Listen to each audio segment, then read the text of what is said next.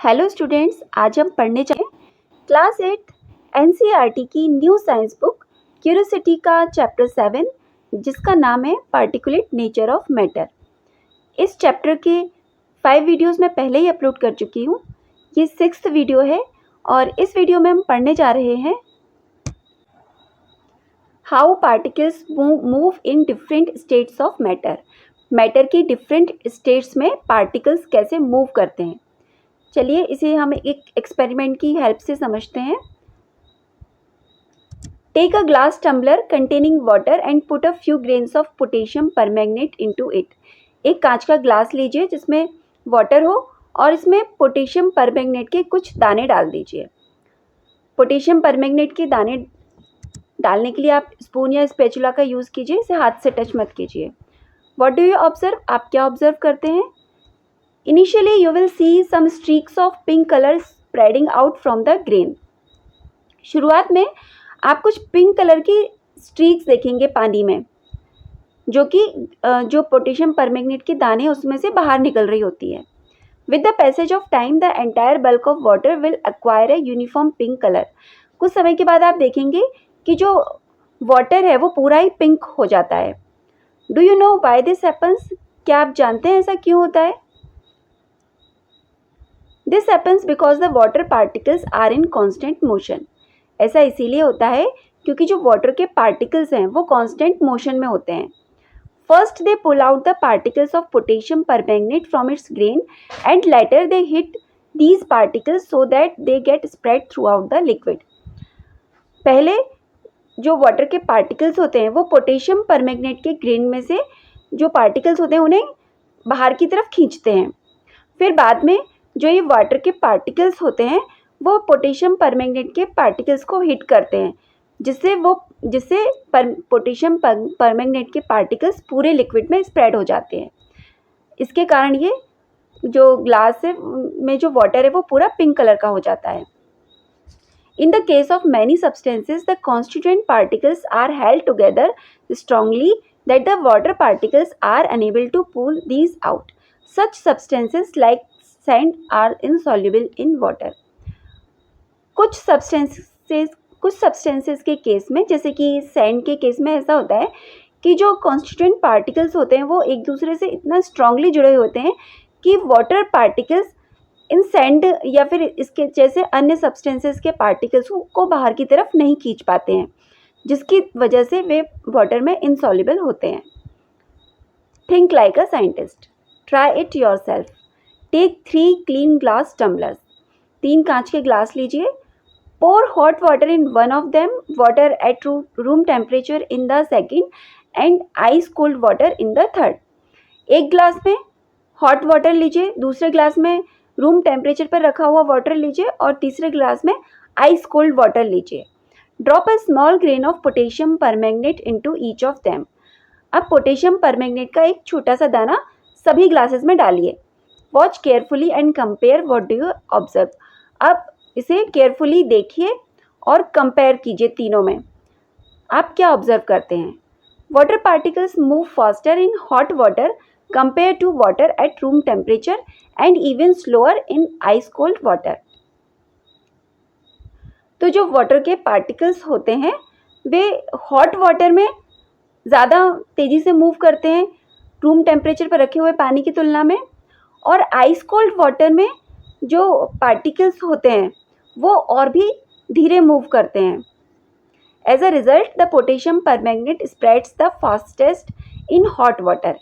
इसीलिए जो potassium permanganate के पार्टिकल्स होते हैं वो हॉट वाटर में सबसे ज़्यादा तेज़ी से स्प्रेड होते हैं। Less quickly in water at room temperature and the slowest in ice cold water.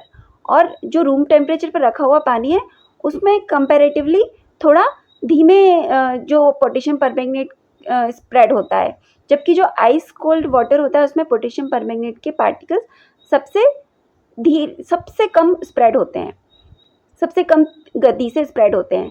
Hence the movement of particles increases when heat is provided.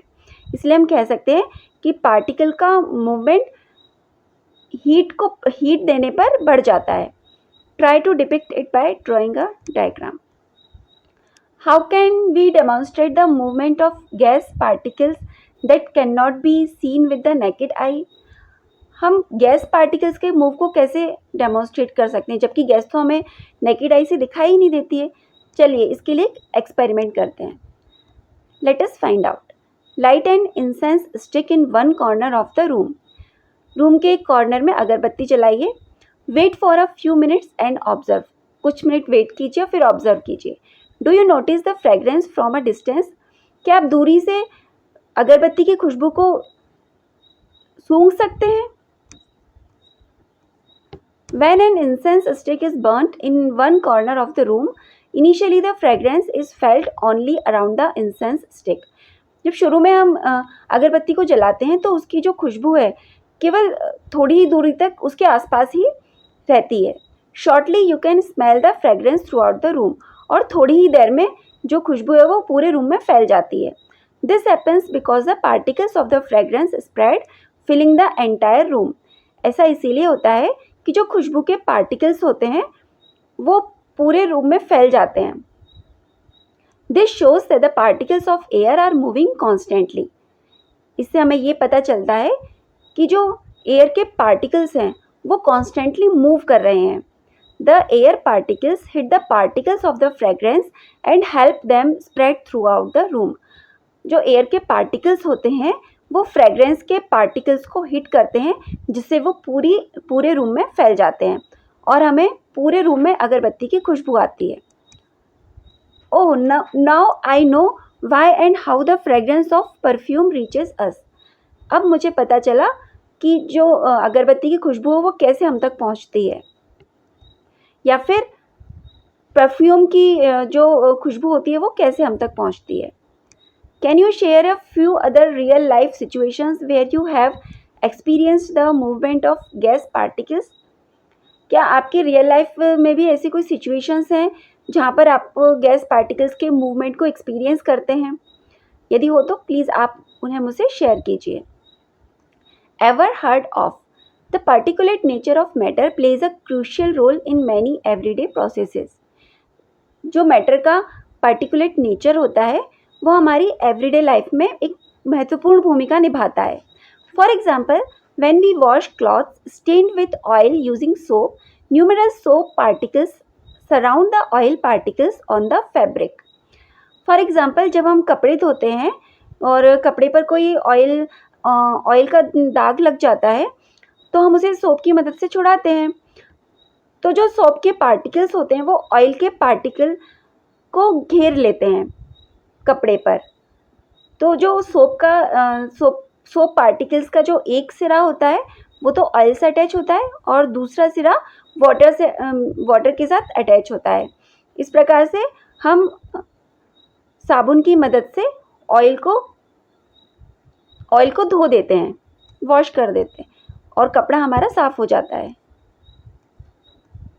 Based on our learnings from the chapter, we can say that matter is made up of small particles which are held together by the force of attraction. हमने इस chapter में सीखा है कि जो matter होता है वो छोटे छोटे पार्टिकल्स से मिलकर बना होता है और जो कि एक दूसरे के साथ फोर्स ऑफ अट्रैक्शन से जुड़े हुए होते हैं। उन पार्टिकल्स के बीच में कुछ फोर्स होता है जिसकी वजह से वो जुड़े हुए होते हैं। The strength of attractive forces between particles depends on the distance between them. तो जो पार्टिकल्स के बीच में जो अट्रैक्टिव फोर्स होता है उसकी स्ट्रेंथ इस बात पर डिपेंड करती है कि पार्टिकल्स के बीच में डिस्टेंस कितनी है, which in turn depends on thermal energy, और वो थर्मल एनर्जी पर भी डिपेंड करती है। Thus, it is the thermal energy of the particles that determines the physical state of matter. तो हम ये कह सकते हैं कि पार्टिकल की थर्मल एनर्जी ही किसी मैटर की फिजिकल स्टेट को डिटरमाइन करती है कि वो सॉलिड होगा, लिक्विड होगा या गैस होगा। In the solid state the thermal energy of particles is low. Solid state में जो पार्टिकल्स की थर्मल एनर्जी होती है वो बहुत कम होती है। So they remain close to each other and experience strong inter particle attractive forces. इसीलिए वो एक दूसरे के बहुत पास रहते हैं। सॉलिड के पार्टिकल्स एक दूसरे के बहुत क्लोज रहते हैं क्योंकि उनके पार्टिकल्स के बीच में एक strong inter particle attractive force होता है। This restricts their motion to only small vibrations, जिससे जो सॉलिड के पार्टिकल्स होते हैं वो एक जगह से दूसरी जगह पर मूव नहीं कर सकते, बल्कि अपनी ही जगह पर वाइब्रेट करते रहते हैं। At the melting point, the thermal energy is used to overcome the attractive forces between particles, allowing the solid to change into a liquid. अब मेल्टिंग पॉइंट पर क्या होता है कि जो थर्मल एनर्जी होती है उसका यूज़ हम पार्टिकल के बीच में जो अट्रैक्टिव फोर्स होता है उसे ओवरकम करने के लिए करते हैं। मतलब जब हम हीट देते हैं तो उससे क्या होता है, उनके पार्टिकल के बीच का जो फोर्स होता है वो घटने लगता है, जिससे सॉलिड लिक्विड में चेंज हो जाता है। At this stage the particles can move away from their fixed position, और इस स्टेज पर जो पार्टिकल्स होते हैं वो अपनी फिक्स्ड पोजीशन से दूर चले जाते हैं, मतलब मूवमेंट करने लगते हैं, अपनी फिक्स्ड पोजीशन से वो मूव करने लगते हैं।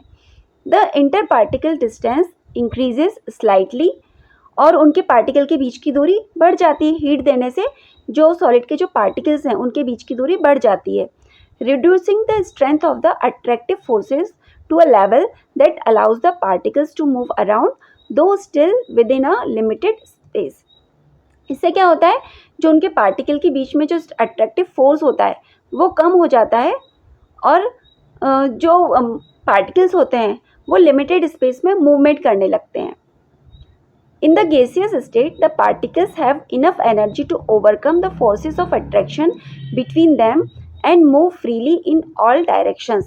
अब gaseous state में क्या होता है, जो particles होते हैं उनमें enough energy होती है जिससे उनके बीच का जो force of attraction है उसको वो overcome कर जाते हैं, और वो हर डायरेक्शन में फ्रीली मूव करते रहते हैं, क्योंकि उनके बीच जो फोर्स ऑफ अट्रैक्शन होता है वो बहुत कम होता है।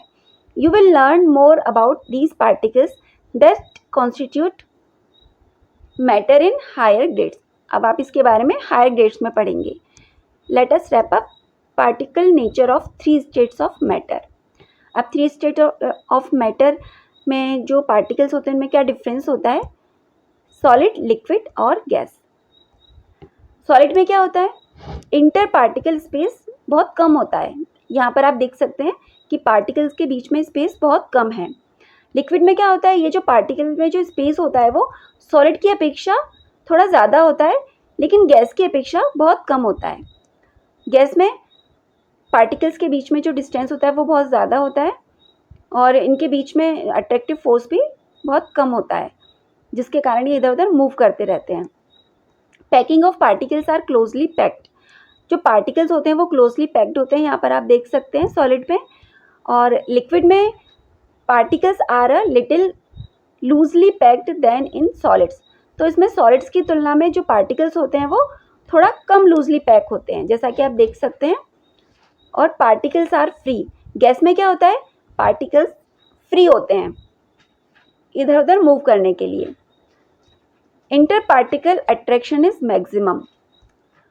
सॉलिड में जो पार्टिकल के बीच में अट्रैक्टिव फोर्स होता है वो सबसे ज़्यादा होता है, और लिक्विड्स में inter particle attraction is slightly weaker then in solids.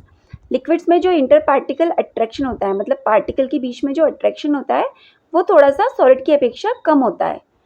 Inter particle attraction is minimum in gas. Gas में क्या होता है, इंटर पार्टिकल अट्रैक्शन सबसे कम होता है, लगभग ना के बराबर। सॉलिड्स में movement of particles negligible. Solids में जो पार्टिकल्स का मूवमेंट होता है वो बहुत कम होता है, और लिक्विड्स में movement of particles restricted to limited space. Liquid में जो पार्टिकल का मूवमेंट होता है वो लिमिटेड स्पेस में होता है, और गैसेस में movement of particles in all the available space. Gases में पार्टिकल्स का मूवमेंट सभी डायरेक्शन में होता है, मतलब वे फ्रीली घूम सकते हैं। Thank you.